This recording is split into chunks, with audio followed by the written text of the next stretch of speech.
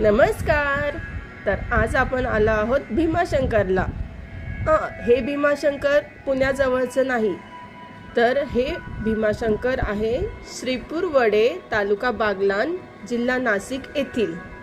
खूप मोठं आणि खूप मस्त मंदिर आहे हे आपण आता चाललो आहोत खाली गाभाऱ्याशी. शंकराची मूळ पिंडी हीच आहे. असं खाली उतरून आल्यावर अशी सुंदर अशी पिंडी इथे दिसते. खूप प्रसन्न वातावरण आहे ह्या गाभाऱ्यात. पण होतं काय, पावसाळ्यात खूप पाऊस पडून ह्या पिंडीभोवती पाणी साठतं, त्यामुळे भाविकांना दर्शन घ्यायला राहत नाही.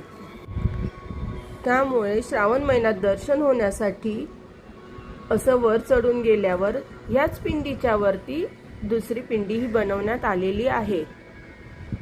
मंदिर अतिशय मोठे आहे. हे बघा, राधाकृष्णाच्या मूर्त्या, तिकडे गणपती. हा वरचा परिसर असा, तोही खालच्या परिसरासारखा मोठाच आहे. वर ही अशी पिंडी बसवलेली आहे. मग इथे पावसाळ्यात सगळ्यांना दर्शन घेता येते. ही पिंडी खूप प्रसन्न, खूप छान आहे. तिथून बाहेर आल्यावर हा असा समोरचा परिसर बघा, किती मोठे मंदिर आहे हे. जेवढं मोठं मंदिर आहे तेवढंच त्याच्या बाजूला विठ्ठल रुक्मिणीचंही मंदिर खूप मोठं आहे. इथे कीर्तन, महाप्रसादाचा कार्यक्रम असं सगळं होत असतं. या मंदिराच्या परिसरात अजून 2 मंदिरं आहेत. एक म्हणजे शनिदेवांचे आणि दुसरं म्हणजे हनुमानाचं. बघा, ह्या परिसरात किती मोठी मोठी जुनी झाडी आहेत, अगदी वडाचं, पिंपळाचं.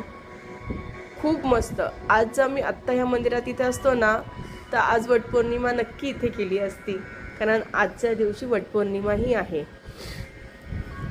आम्ही या मंदिरात गेलो होतो मे महिन्यात, त्यामुळे हे असं उन्हाचं वातावरण होतं. इतर वेळेस तुम्ही गेलात ना, इथे खूप प्रसन्न वातावरण असतं. अगदी सगळीकडे हिरवळ,